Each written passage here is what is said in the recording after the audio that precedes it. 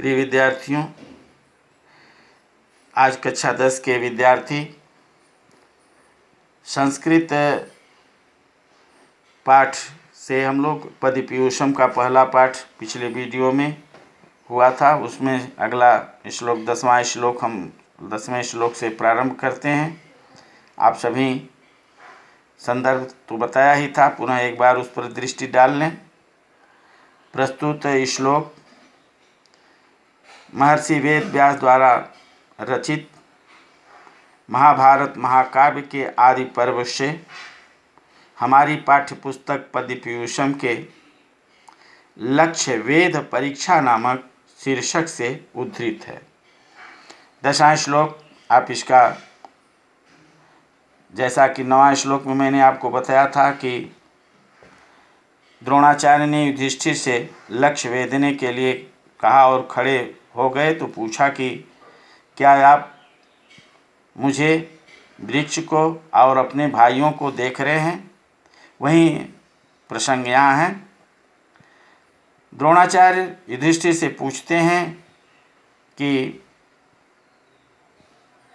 क्या आप, तम उवाच स कौन्तेयः पश्यामि एनं वनस्पतिं भवन्तं च तथा भ्रातॄन् भासं चेति पुनः पुनः। अब द्रोणाचार्य ने पूछा, तम उवाच, उससे कहा, तम उवाच उससे कहा, द्रोणाचार्य से कहा, उस द्रोणाचार्य से कहा। कौन? कौन्तेय, कुंती के पुत्र युधिष्ठिर। पश्यामि एनं वनस्पतिम, इस वृक्ष को देख रहा हूँ।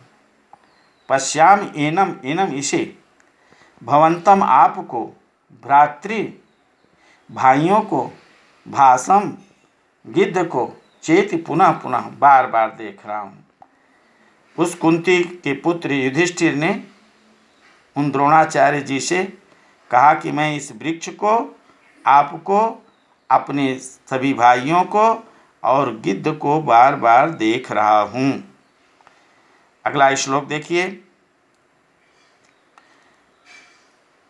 तमुवाच असर्पेति द्रोणो अप्रीत मना इव न त्यक्षक्कम त्वया वेद्युम लक्ष्य इत्येव कुत्सयन्।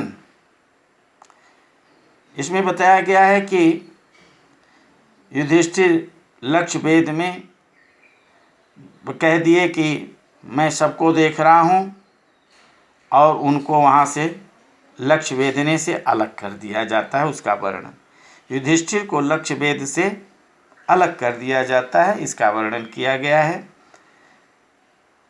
तम उवाच, उन्होंने कहा, असर्पेति, हट जाओ, द्रोणो अप्रीत मना, द्रोणाचार्य अप्रीत मना, अप्रीत, प्रीत माने प्रसन्न, अप्रीत माने नाराज होकर, अप्रसन्न होकर, न एतत् शक्यम, न इसे समर्थ हो, त्वया तुम्हारे द्वारा वेद्धुम वेधने में, लक्ष्यम लक्ष्य को, इति ऐसा कुत्सयन माने निंदित करते हुए, निंदा करते हुए, तुम्हारे द्वारा यह लक्ष्य वेधा नहीं जा सकता। इस प्रकार युधिष्ठिर से नाराज होकर द्रोणाचार्य ने उनसे कहा, दूर हट जाओ। कहने का मतलब यह है, कहने का तात्पर्य यह है कि युधिष्ठिर के लिए लक्ष्य वेधना असंभव है। यह जान करके द्रोणाचार्य ने उनको हट जाने के लिए कहा। इसके बाद 12वां और 13वां श्लोक देखिए। ततो दुर्योधनादिस्तान् धातराष्ट्रान् महायशाः तेनैव क्रमयोगेन जिज्ञासु परिपृच्छत् अन्याश्च शिष्यान् भीमादीन् राज्ञश्चैव अन्यदेशजान् तथा च सर्वे तत्सर्वं पश्याम इति कुत्सिताः। अब द्रोणाचार्य ने युधिष्ठिर के हट जाने के बाद इन दोनों श्लोकों में यह बताया गया है कि दुर्योधन आदि कौरवों को, भीम आदि पांडवों को तथा दूसरे राजाओं को उसी प्रकार से परीक्षा लेने के लिए एक एक को बुलाया। ततो इसके बाद दुर्योधन आदि तान उन धातराष्ट्रान धृतराष्ट्र के महायशा महान यशस्वी तेनैव क्रम योगेन उसी क्रम में, किस क्रम में, क्या मुझे देख रहे हो, वृक्ष को देख रहे हो, गिद्ध को देख रहे हो, इसी क्रम में जिज्ञासु जानने की इच्छा से परिपृच्छत पूछा। अन्याश्च और दूसरे शिष्यों से भीमादीन भीम आदि राज्ञश्चैव अन्य देश जान दूसरे देश के रहने वाले राजाओं से तथा च और वे सभी पश्याम देख रहा हूँ ऐसा कहने पर कुत्सिता निंदित हुए, निंदा किए गए। इसके बाद व्याख्या देखिए। इसके बाद जानने के इच्छुक महान यशस्वी द्रोणाचार्य ने दुर्योधन आदि उन धृतराष्ट्र के पुत्रों से और इसके बाद उनके शेष भाइयों से उसी क्रम में पूछा। इसके बाद उन्होंने भीम आदि अन्य शिष्यों से तथा दूसरे देशों के आए हुए राजाओं से भी प्रश्न पूछा। सभी के द्वारा हम सब कुछ देख रहे हैं, यही उत्तर देने के कारण गुरु द्रोणाचार्य उनकी निंदा किए, उनसे नाराज हो गए। 14वां श्लोक देखिए। ततो इसके बाद धनंजयम द्रोण अस्मय मानो अभ्यभाषत त्वयेदानीं प्रहर्तव्यम एतम लक्ष्यम विलोक्यता। ततो इसके बाद धनंजय अर्जुन से द्रोणाचार्य ने असमय मानो मुस्कराते हुए अभ्यभाषत कहा, त्वया इदानीं तुमको इस समय प्रहर्तव्यम प्रहार करना है, एतद लक्ष्यम इस लक्ष्य को विलोक्यताम देखो। अब यहाँ द्रोणाचार्य ने प्रसंग आप देखें। द्रोणाचार्य ने अर्जुन से लक्ष्य को संधान करने के लिए, लक्ष्य को भेदने के लिए कहा। व्याख्या। इसके बाद मुस्कुराते हुए द्रोणाचार्य ने अर्जुन से कहा, अब तुम्हें प्रहार करना है, तुम इस लक्ष्य को देखो। 15 श्लोक देखिए। नंबर 15। एवं मुक्त सव्यसाची मंडलीकृत कारमुक तस्थौ भाषम समुद्दिश्य गुरु वाक्य प्रणोदित। अर्जुन को द्रोणाचार्य ने कहा कि अब तुम्हें लक्ष्य भेदना है। अर्जुन तैयार होकर खड़े हो जाते हैं, उसका वर्णन किया गया है। एवं मुक्त ऐसा कहने पर सव्यसाची, सव्य कहते हैं बाएं हाथ से, बाएं हाथ से जो निशाना करता है। अर्जुन एक ऐसे महारथी हैं जो कि दाएं और बाएं दोनों हाथ से निशाना धनुष बाण चलाते हैं। तो सव्यसाची माने अर्जुन।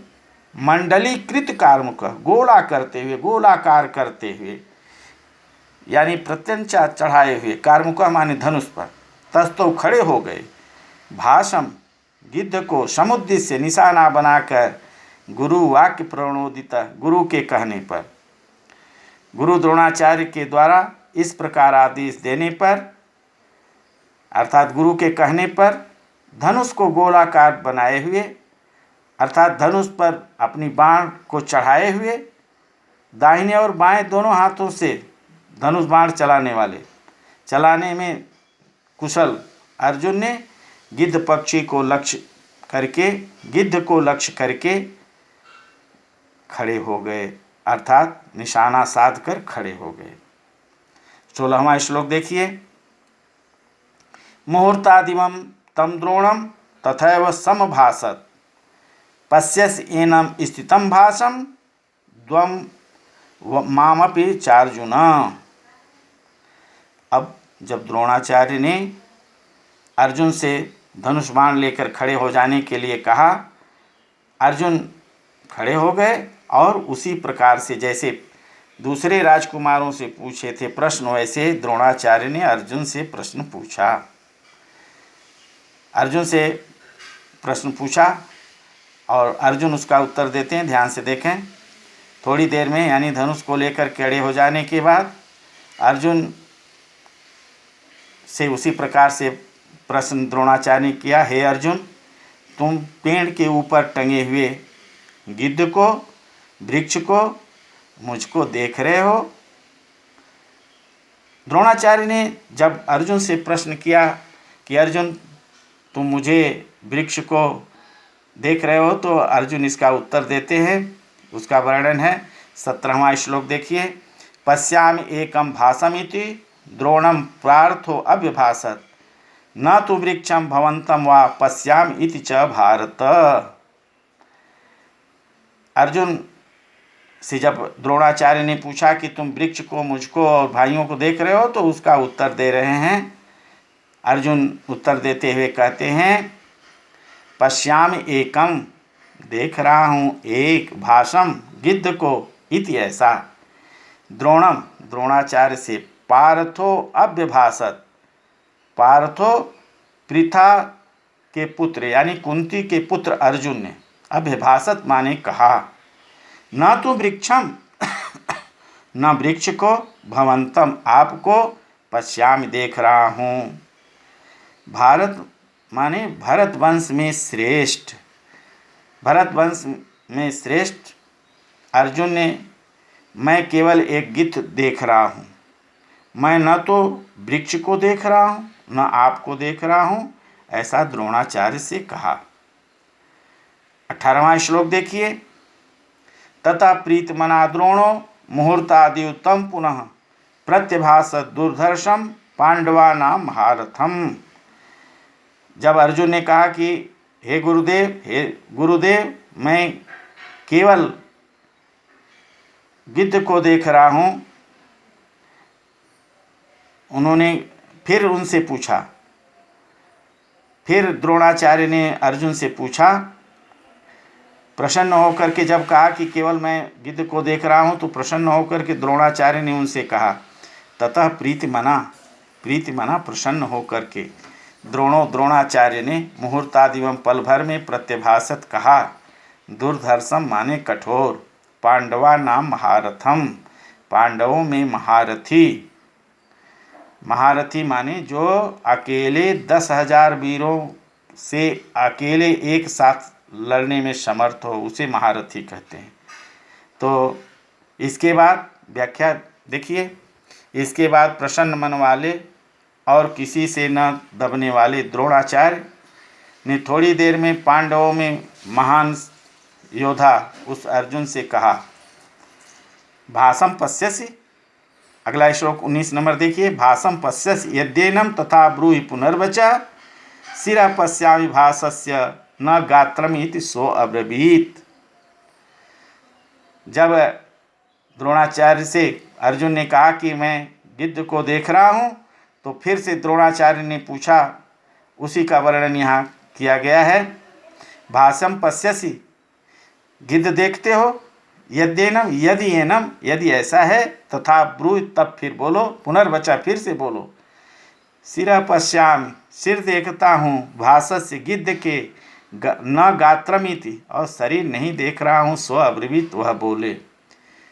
द्रोणाचार्य ने अर्जुन से कहा कि यदि तुम इस गिद्ध को देख रहे हो तो ऐसा फिर से कहो। इसका उत्तर अर्जुन ने दिया कि हे गुरुदेव, मैं केवल गिद्ध के सिर को देख रहा हूँ, शरीर को नहीं देख रहा हूँ। अर्जुन ने कहा। 20वां श्लोक देखिए। अर्जुनेनैव मुक्तस्तु द्रोणो हृष्ट तनुरुह मुंचस्य तेव ब्रवीत पार्थ स मुमोच अविचारयन्। अर्जुन ने जब द्रोणाचार्य से कहा कि मैं केवल गिद्ध के सिर को देख रहा हूँ, तो प्रसन्न होकर के उस गिद्ध पर निशाना लगाने के लिए द्रोणाचार्य ने अर्जुन से कहा। अर्जुनेनैव मुक्तस्तु, अर्जुन के ऐसा कहने पर द्रोणाचार्य ने हृष्ट तनुरुह, हृष्ट माने प्रसन्न, अतनुरुह माने रोमांचित होकर, मुंचस छोड़ दो, अब्रवीत कहा, और पार्थो स अविचारयन, वह पार्थ बिना विचार किए मुमोच छोड़ दिया। अर्जुन के द्वारा इस प्रकार कहे जाने पर प्रसन्नता से रोमांचित होकर के द्रोणाचार्य ने अर्जुन से कहा, हे अर्जुन बाण छोड़ दो। और द्रोणाचार्य के कहने पर बिना विचार किए अर्जुन ने बाण को छोड़ दिया। 21 नंबर श्लोक देखिए, ये अंतिम श्लोक है। ततः तस्य नगस्तस्य छुरेण निशितेन च शिरः उत्कृत्य तरेषां पातयामास पांडव हर्षाद्रिकेण तम द्रोण परिष्वत पांडवम। अर्जुन द्वारा जब लक्ष्य में सफल हो जाने का वर्णन यहाँ किया गया है। व्याख्या, इसके बाद पांडु के पुत्र अर्जुन ने वृक्ष की चोटी पर टंगे हुए उस गिद्ध के सिर को तेज बाणों से काट कर गिरा दिया। और द्रोणाचार्य ने इसके बाद बहुत प्रसन्न होकर अर्जुन को गले लगा लिया। यही अब व्याख्या का प्रश्न पूरा होता है। इसमें अगला वीडियो मैं संस्कृत में व्याख्या, सूक्तिपरक वाक्यों की व्याख्या के साथ आपसे जुड़ूंगा। आप सभी इस व्याख्या को पढ़ें, समझें। जहाँ कहीं कई श्लोकों में आपको अर्थ समझ में न आया हो, मुझसे पूछें। और चैनल के कमेंट बॉक्स में जाकर अपनी समस्याओं का समाधान पाने के लिए जो भी समस्या उसको लिखें। जो बच्चे अभी भी इस मेरे चैनल को सब्सक्राइब नहीं किए हैं, सब्सक्राइब करें, बेल आइकन दबाएं, जिससे मेरे द्वारा अपलोड की हुई जानकारी आप तक तुरंत पहुंचे। आप व्हाट्सएप ग्रुप हिंदी संस्कृताध्ययन बालक बालिकाओं के लिए अलग है, उसमें भी आप जुड़ करके ज्ञानार्जन कर सकते हैं। फेसबुक पर हिंदी संस्कृताध्ययन SBRB, इससे भी जुड़ करके आप अपनी जिज्ञासा का समाधान प्राप्त कर सकते हैं। फिर पुनः मैं अगले वीडियो के साथ प्रस्तुत हूँ।